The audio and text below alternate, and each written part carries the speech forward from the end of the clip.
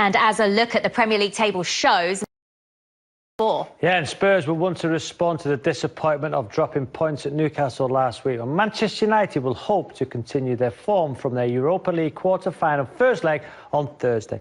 Let's get some managerial thoughts ahead of this one.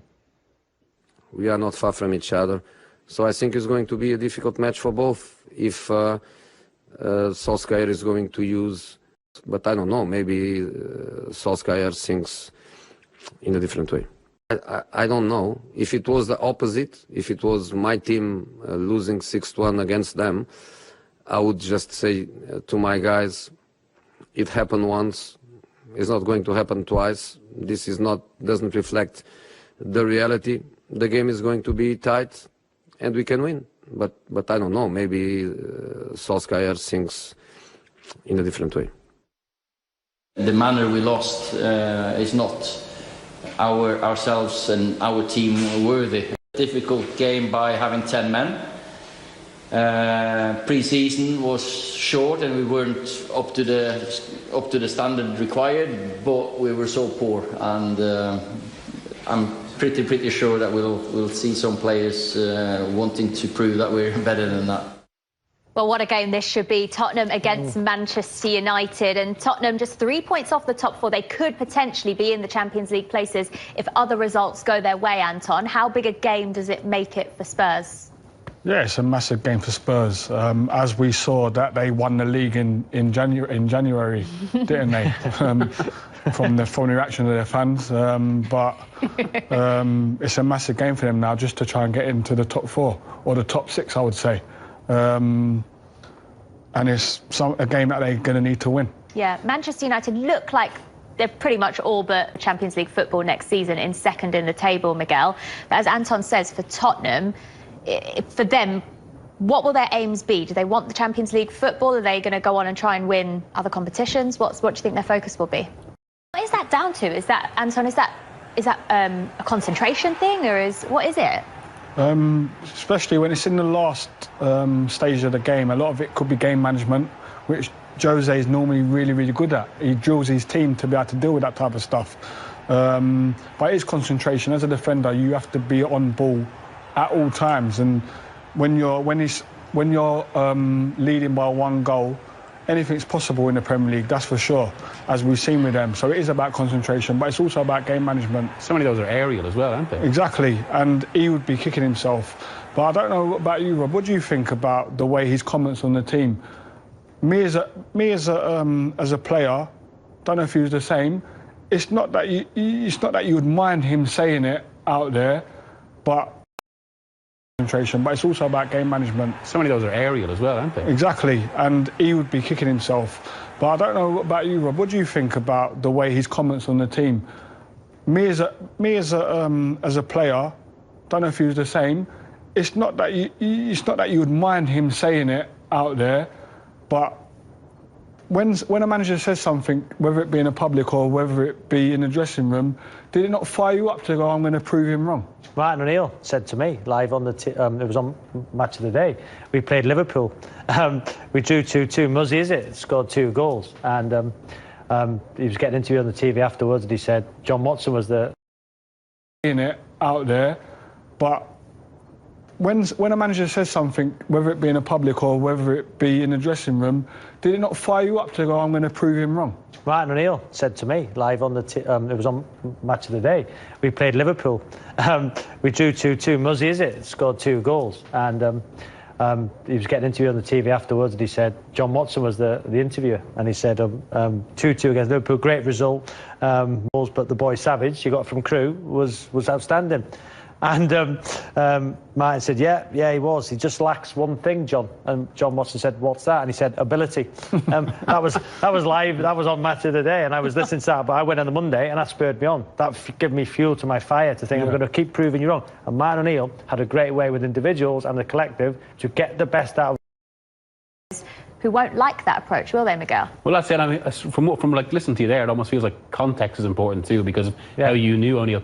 Well, it just feels like with Mourinho lately, all we're seeing is basically stick rather than carrot. And that's what struck about, say, the comments last week, where he's not just criticising bad performances or mistakes. Same coach, different players, was it? Yeah, yeah. It's almost like he's been, and then this would have been a few things. He's not just questioning kind of drop-offs. He's questioning either their character or their outright ability. Like he had some comment about how there are problems they can't fix, as if well, the team isn't good. And let's not forget, this is a team. He partly got the job because he was telling Daniel Levy, that the squad was good enough to win the league. So it's been. And given the promise, I suppose, from early season and where they were in November and December, as Anton said, there's been some drop-off. And now it just feels like he has to arrest that. But maybe exactly the wrong fixture at the wrong time, given what happened earlier in the year. And also how stable United look now. Yeah, well, we talked earlier about the Liverpool-Aston Villa game and revenge in that one. How much will that come into things with this as well because of that? Time, given what happened earlier in the year. And also how stable United look now. Yeah, well, we talked earlier about the Liverpool-Aston Villa game and revenge in that one. How much will that come into things with this as well because of that 6-1 defeat? Yeah, it will play a part, as I said, when talking about Aston Villa and Liverpool. It'll put fire in your belly to go and win the game, 100%. But if do challenge Man City, if they are to win the league next season, do they need a centre-half? Even though we see in the previous graphic that they've got the third best defensive, were all over the place. Look at the position there of the Man United captain. They were, as a collective, they were terrible.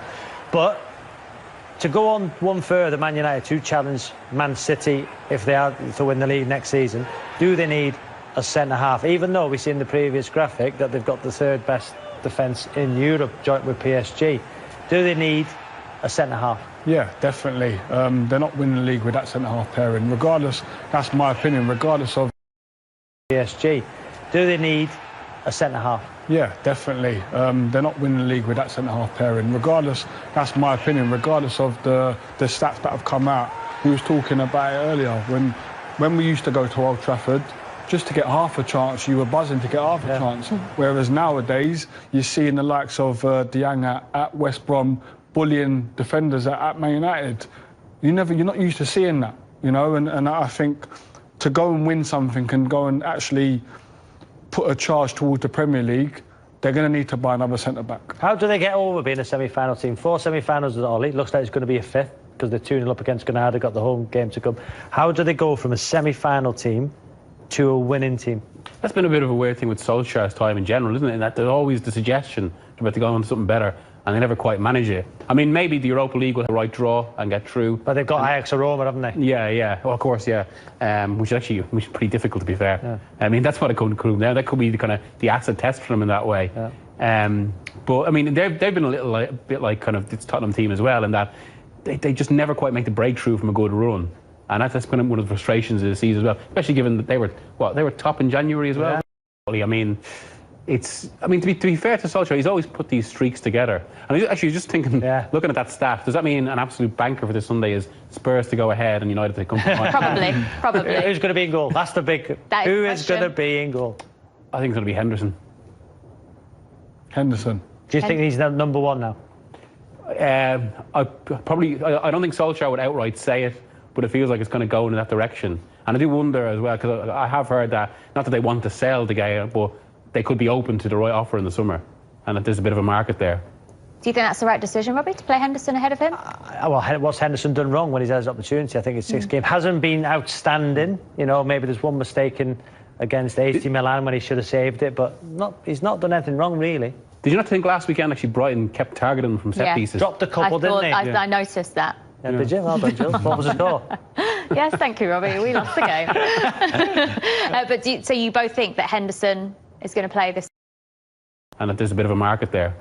Do you think that's the right decision, Robbie, to play Henderson ahead of him? Well, what's Henderson done wrong when he's had his opportunity? I think it's 6 games. Hasn't been outstanding. Maybe there's one mistake against AC Milan when he should have saved it, but he's not done anything wrong, really. Did you not think last weekend actually Brighton kept targeting him from set pieces? Dropped a couple, didn't they? I noticed that. Yeah, did you? Well done, Jill. What was the score? Yes, thank you, Robbie. We lost the game. But so you both think that Henderson is going to play this weekend? Yeah, I think he should do. I think, as Robbie said, what's he done not to play? Yeah. If he leaves him out now, if you're Henderson, that's the bigger decision. You left Henderson out now, because if Henderson plays from now to the end of the season in the Premier League team, you would suggest he'd be number 1. Yeah. And if he plays well, got a chance of starting for England. To be fair to Solskjaer, he's been quite good in those decisions, because I mean, there's actually, like, this is a bit of a test for him as well, because even the kind of political point of say, like, look at De Gea's wages and the stature of the club. To leave him on the bench now in this situation is would be quite a brave call from Solskjaer, but it feels like it's one he's going to make. All right, 6-1 in the reverse fixture. What's it going to be this time round, Miguel? 2-1 United. I'm going to go 2-1 United and all. Okay. Spurs to take the lead. Yeah. Robbie, we'll see your predictions a little bit later on in the show. Right, coming up, there's another big game in terms of the fight for the top four. It's West Ham taking on Leicester this weekend.